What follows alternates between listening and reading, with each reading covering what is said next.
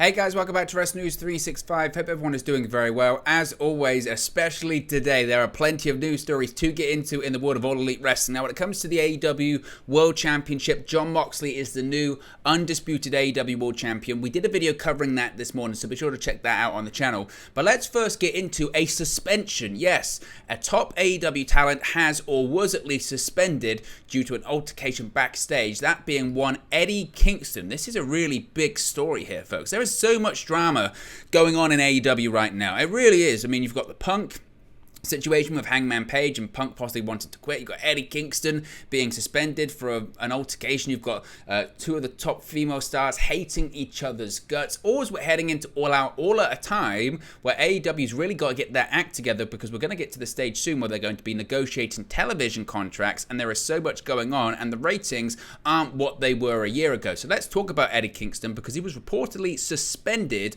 for an altercation with an AEW star. Eddie Kingston, the Mad King himself, was reportedly suspended recently for getting into a verbal dispute with Sammy Guevara backstage. According to Dave Meltzer of the Wrestling Observer, Kingston was, quote, secretly suspended from AEW a few weeks ago after a backstage incident involving Guevara. However, Kingston has already finished serving the suspension imposed upon him by AEW President Tony Khan. Now, Fightful Select Sean Ross Sapp later confirmed Meltzer's report, noting that the word backstage was, and this is a developing story that we'll probably have to revisit at another time once we get more details about it, but the word backstage was that Guevara made a comment about Kingston's physique, which prompted Kingston to take a swing at Guevara. Now, they said, quote, we've not confirmed that with anyone that witnessed it and reached out to both parties, the report noted. Fightful did add, though, that due to Kingston's absence from the recent AEW tapings, at least one segment to the build-up of his once-planned all-out match against Guevara has now been scrapped. It's unknown if the match is going to be finalized during next week's all-out go-home shows, or if the match is going to happen at all. Now, of course, Kingston and Guevara have been feuding on television, maybe backstage too, but on television, since the latter helped Chris Jericho defeat Kingston in a barbed wire everywhere match last month. Thereafter, on the August 3rd episode of Dynamite, Kingston interrupted a Guevara-Tay Mello video package to challenge Guevara to a match at All Out. When Guevara accepted the challenge on the August 10 episode of AEW Rampage, Kingston appeared via video screen and said he was going on a vacation. This was followed by Ruby Soho and Ortiz challenging Guevara and Tay to a future match. Interestingly, the segment where Guevara accepted Kingston's challenge never aired on the August 12 episode of Rampage, and no reference to the match has been made since. One can assume, of course, logically, this was due to Kingston serving his suspension and the ambiguity going around his AEW status. Now, Guevara and Mello will defend their AAA Mixed Tag Team titles against Ortiz and Soho this week on AEW Rampage. If, and it's a big if at this point, if the Kingston versus Guevara match is still planned for All Out, Kingston could potentially return soon. According to Fightful, however, it is unknown if the situation has since been rectified or the status of the match itself going forward. Now, since we just started recording, Eddie Kingston has actually confirmed that he was suspended. PW Insider has provided more details on this altercation, saying it happened backstage in Minnesota. Of course, that was the time of the Quake at the Lake tapings. Things apparently got physical backstage following a Guevara promo where he took a shot at Eddie's appearance. They were separated by AEW officials. Kingston was suspended and has not been at any AEW tapings since then. Eddie's actually confirmed his suspension and issued the following apology via PW Insider. This is where it gets fascinating. Quote, you know the truth. I wouldn't lie. I was wrong for being unprofessional. That is a blind fact. He did what he did, and in the public, and the public can judge that, but I know for a fact I was wrong, end quote. Now, as a result of the altercation and suspension, Meltzer mentioned that nobody really knows what the status of that originally planned pay-per-view match between Guevara and Kingston was. Now, again, this certainly feeds the flames of this ongoing story about all of this drama going on backstage in AEW. I mentioned all of this drama. I mentioned that things are crazy right now, and it's just more things that Tony Khan doesn't need. It does feel like, and I'm not going to say the company's falling apart, because that's a ridiculous statement to make, but it does feel like there is a heightened sense of drama going on in AEW right now. There is always drama in pro wrestling, okay? Don't be shocked that people backstage are unhappy with each other. Don't be shocked that people backstage don't like each other. Don't be shocked that people are fighting backstage. This is pro wrestling. However, this goes back to what Dave Meltzer was mentioning a couple of days ago, when he said that Tony Khan has to do something because things are getting clearly out of hand. It's one thing when there's one story going on, there's one upset party. There's heat all the time in pro wrestling, and people don't like each other all the time in pro wrestling. And it's always a story when one thing's going on, but there are multiple points of fire here. You think about it. There's Eddie Kingston, Sammy Guevara. There's the MJF situation. There was the Cody Rhodes situation. There's the CM Punk situation. There's the situation with the women's division that we're going to talk about in a minute. And this is why they had to have that talent meeting that they had last night before Dynamite, because something needs to be done. Because there is friction everywhere.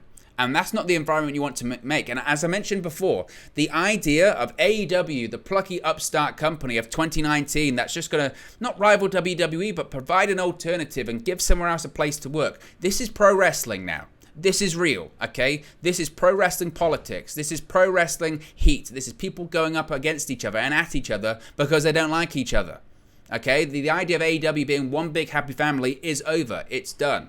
And frankly, that model was never sustainable anyway because it's pro wrestling. It's not show friends, it's show business. And that's what happens with all of this. So what's going to happen with Eddie Kingston versus Sammy Guevara? I don't know. Is it a giant loss to All Out? Frankly, no. I'm sure it would have been a fine match. The whole intermingling between Eddie Kingston and the Jericho Appreciation Society, I've had my fill, frankly, and I don't care to see much more of it. I'm a big fan of Eddie Kingston. I'm a fan of Sammy Guevara as well. But, enough with that feud. And maybe this is the end of the feud. I don't know. But I'm a big fan of Eddie Kingston, and I hope it doesn't lead to anything, more sinister or him leaving the company or anything like that. I don't suspect it will. But from Kingston's perspective, I could understand why he would be upset. Sammy Guevara, he's a younger guy, and Kingston considers himself a veteran. He is a veteran. He's been around a long time. And what he thought was disrespectful. And it's, again, look back on it. It's very similar to the Punk Hangman situation, whereby it's someone saying something in a promo where they feel like the person that said it goes into business for themselves, and you have different ways of dealing with it. Punk goes out there and says something about Hangman that he shouldn't, knowing that Hangman isn't going to come out, and Eddie Kingston goes up to Guevara and takes a swing. It's just, this is the drama in AEW right now. But speaking of all of that drama, as I mentioned, this led to the talent meeting that was yesterday. And even this talent meeting is fascinating. The details surrounding this and AEW sending legal threats to WWE about talent poaching now that Triple H is in charge. It's all just absolutely crazy stuff. Now, as we covered previously, AEW held a talent meeting ahead of Wednesday's night's edition of Dynamite from Cleveland, Ohio. Now, a new report is revealing some of what went down and what was actually discussed at this meeting. According once again to Sean Ross Sapp of Fightful Select. Sources say that Tony Khan was present at the meeting, even being, quote, fired up for it.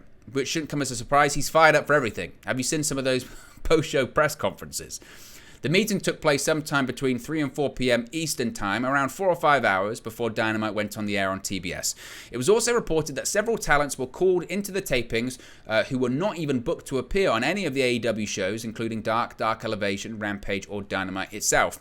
As for what was covered in this meeting, some of the smaller topics included working as a team, the lines of communication, and who talent could talk to. Of course, there's been lots of discussions about talent being ghosted by Tony Khan, by AEW officials. They just overhauled the talent relations department to help deal with this, improve those lines of communication, and hopefully settle down those grumblings from unhappy talent. I doubt it will. However, Fightful was told that one of the more notable things covered was the deeper concerns with the communication issues that we just spoke about. After rumors spread of Khan being hard to reach and having a lack of access to him, Khan addressed how much access the talent does have to him. Kenny Omega, who recently returned to in-ring action, and the Young Bucks also chimed in, saying their doors are always open, and that if anyone has any concerns, they can always approach them. Of course, they are executive vice presidents in the company. Now, what I do find interesting about the access stuff with Tony Khan is why are wrestlers finding it surprising that Tony Khan is difficult to access? The guy works 5 jobs or something ridiculous, senior jobs. He's the president, CEO, and head of creative of AEW. He's the director of football of Fulham FC over here in the UK. He's also involved with the Jacksonville Jaguars. He also owns hotels and signs up music acts and works an analytics company. He's a busy guy. It was the same with Vince McMahon. He was the chairman and CEO of a multi-billion-dollar publicly traded global company. He wasn't always accessible. And that's why you have talent relations departments. That's why you have senior vice presidents. That's why you have executive vice presidents, is it not? I know sometimes it's easier to go straight to the boss and not get caught up in the bureaucracy of pro wrestling management, but that is ultimately what they're there for. And maybe they're trying to reinforce that in this meeting, I don't know. And as for the EVPs, absolutely they should get involved and step up. Say, talk to me. Don't go straight to Tony Khan. Talk to me. That's what I'm here for. Unless they are just EVPs and titles only, which we've heard before. Now, of course, Wednesday's talent meeting followed recent reports of backstage unrest in AEW that we've spoken about. Tony Khan explained earlier on in the day that there was unresolved tension between CM Punk and Hangman Page, which led to Punk going off script on last Wednesday's Dynamite. He called out Page during an in-ring promo and then said it was coward shit when Page didn't answer his public challenge. Now, this is where it also gets interesting too, because one of the things that was brought up during this talent meeting was the allegations of contract tampering of AEW talent by WWE. According once again to Sean Ross Sapp of Fightful Select, the details emerged during a mandatory meeting of the AEW roster on Wednesday afternoon, just hours before the live broadcast of Dynamite. As I mentioned, he addressed a plethora of topics, did Tony Khan, including the alleged contract tampering and inquiries made by WWE towards talent. Talents were told that AEW's chief legal officer, Mega Parek, sent a message about it in an email to WWE co-CEO Stephanie McMahon and Nick Khan. It was reported last week, because it must be said, this hasn't just come out of nowhere. This hasn't just come out of AEW being paranoid. This comes from an AEW talent going to an AEW official and saying someone got in touch from WWE. At least that was according to previous reports.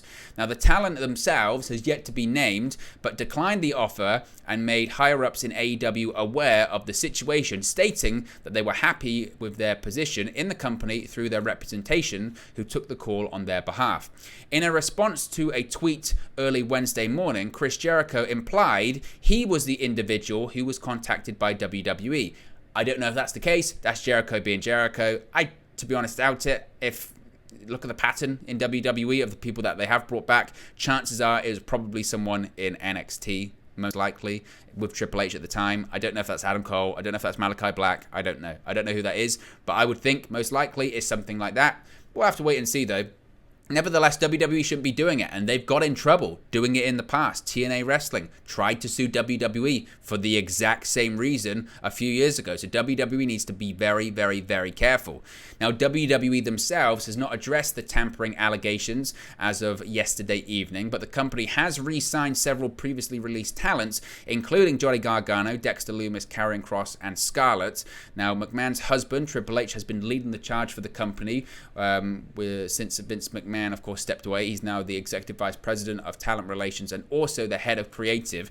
Now, you also could say too, thinking about this from a purely political pro wrestling standpoint here, that if you're someone in AEW, let's say WWE never contacted you. Let's say they did. Let's say hypothetically they did. But there could be a chance they didn't.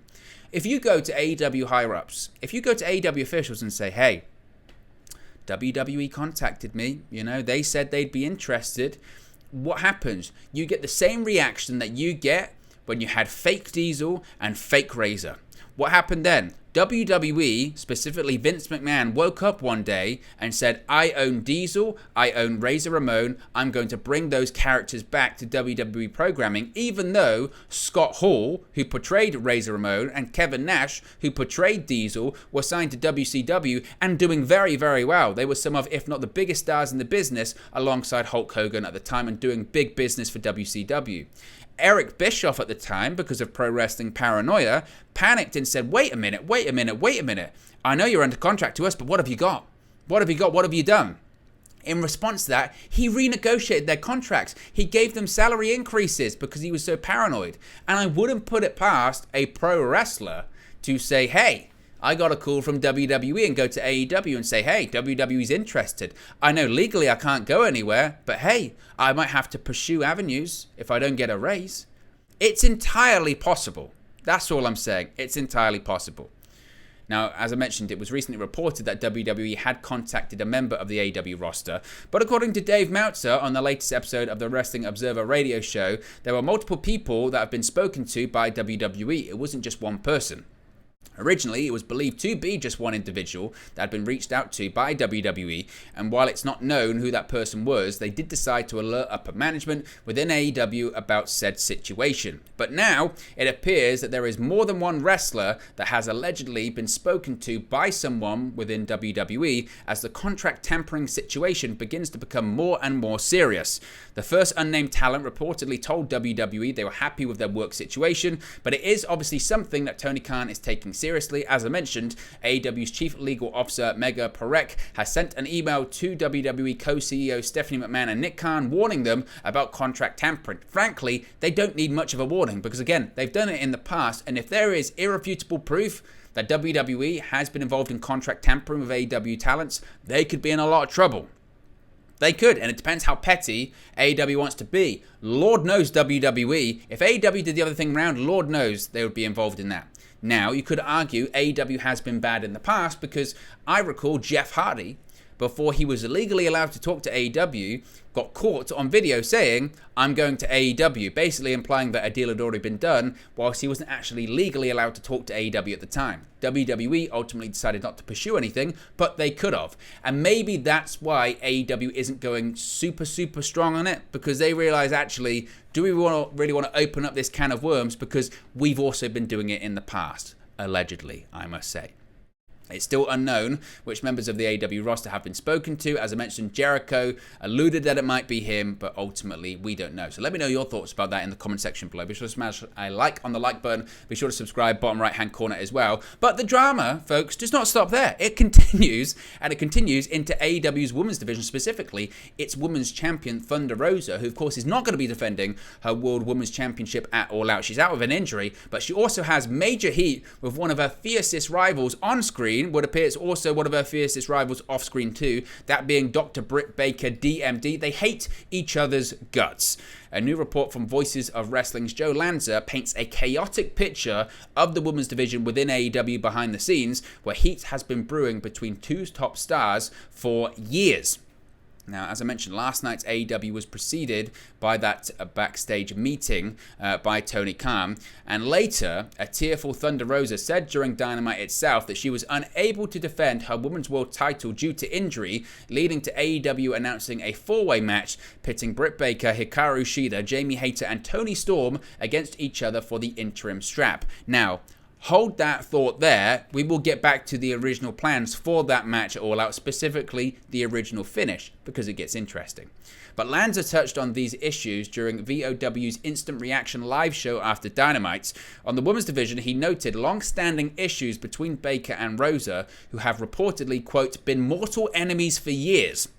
In addition, Hayter now has heat with Rosa, leading to an issue where the Women's World Champion allegedly hid from Hayter in a backstage bathroom out of fear she was going to be attacked. This is real. This is real stuff, if you believe it, of course. This is what was said, quote, "There are way more on-screen feuds where people legitimately hate each other than people think in AEW. Britt Baker and Thunder Rosa cannot stand one another. They have been mortal enemies for years now at this point. They can't look each other in the eye. They hate each other's guts. Jamie Hayter now cannot stand Thunder Rosa. Thunder Rosa broke Jamie Hayter's nose in a match. Then Thunder Rosa was scared that Jamie Hayter was going to beat the living shit out of her and was hiding in the bathroom.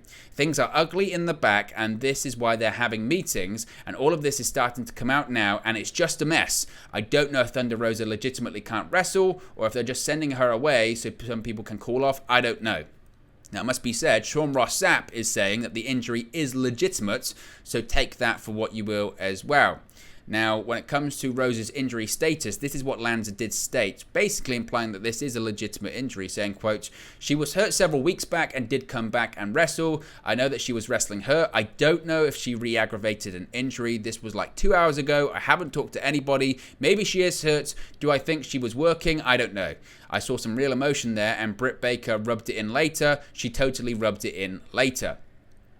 Continuing about the issues between Hayter and Rosa, Lanza said, quote, "There was a drop kick to the back of Jamie Hayter's head and Hayter didn't take too kindly to it. Word got back to Thunder Rosa that Hayter was coming for her, and then they had the singles match on Rampage and Rosa broke her nose in the match and Rosa was afraid Hayter was going to shoot on her and she was hiding in the bathroom allegedly all day." This is the craziness that has been going on there. There's just wild shit going on in that locker room right now, and it ain't just Punk and Hangman, it's up and down the locker room.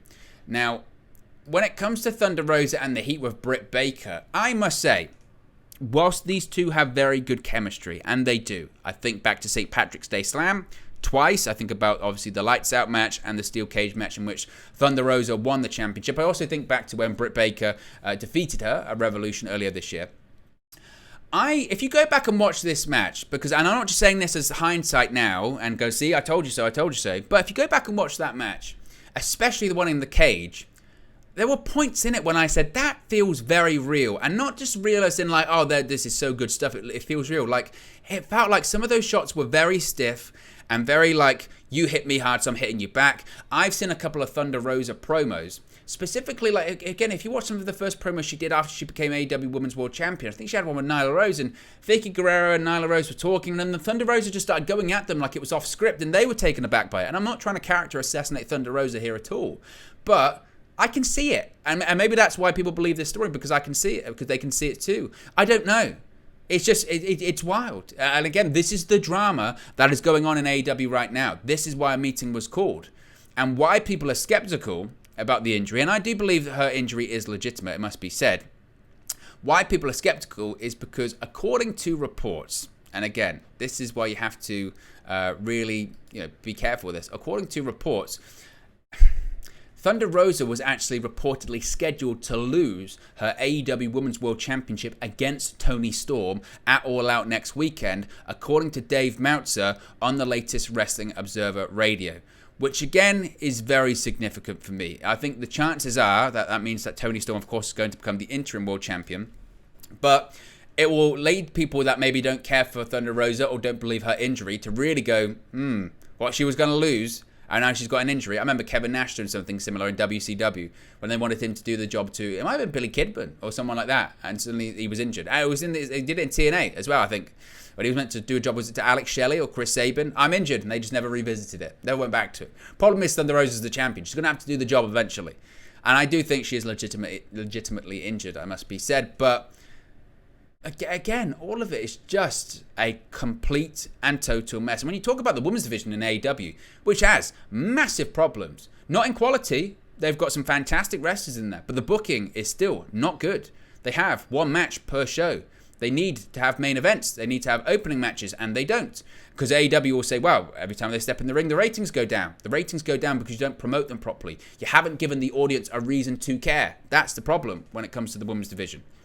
And on top of that, how do you pick yourself up as a division? You're fighting against each other backstage. It's just not good. It's not good at all. Finally, speaking of All Out, we do have a match that has been announced for All Out, and it will be the American Dragon, Bryan Danielson, going up against Chris Jericho, Lionheart Chris Jericho, and it's now confirmed for All Out on September 4. Now, last night's episode of Dynamite kicked off with a face-to-face confrontation between Jericho and Daniel Garcia. Of course, this is a week after Jericho ambushed his fellow Jericho Appreciation Society stablemate for shaking hands with Danielson. Jericho demanded to know why Garcia stopped him from attacking Danielson after the fantastic 2 out of 3 falls bout between Garcia and Danielson the previous week. Jericho would then try to convince Garcia that he is a sports entertainer while demanding an apology from his protege. Danielson then came to the ring, asking Garcia to not endure Jericho's bullying. Eventually, a conflicted Garcia shoved Jericho and walked away. After Garcia left, Jericho turned his attention to Danielson and said, quote, "You know what pisses me off, Danielson? The fact that people keep saying you're the best wrestler in the world. Why is it I've been around here for 15 years and never seen it? Listen, if you want to talk about wrestling, I'm the last survivor of Stu Hart's dungeon. I remember every hold Stu Hart ever taught me. I'm Lionheart Chris Jericho. I know more about wrestling than you ever will."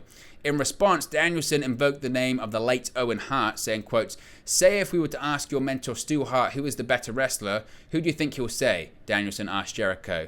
if we were to ask your hero, Owen Hart, who's the best wrestler, Lionheart Chris Jericho or the American Dragon Bryan Danielson, who do you think he'd say? The segment ended with Danielson challenging Jericho to a match at All Out, which Jericho accepted. Now, the last singles match they actually had against each other was in 2013, February of 2013 to be specific, on Monday Night Raw, where Jericho defeated Danielson to qualify for that year's Elimination Chamber match. They've never had a singles match in AEW. They were involved in that Anarchy at the Arena match at Double or Nothing earlier this year, but that is it. So it should be a great match. Looking forward to it. And, I mean, it's not going to be the best wrestling match in the world. I think it's going to be, I mean, Jericho is he's not the Chris Jericho of 20 years ago or whatever, but he can still go. So I'm excited for this one, it must be said. And All Out still has a loaded card. What it's going to look like when it comes to the main event scene, you tell me. I really don't know.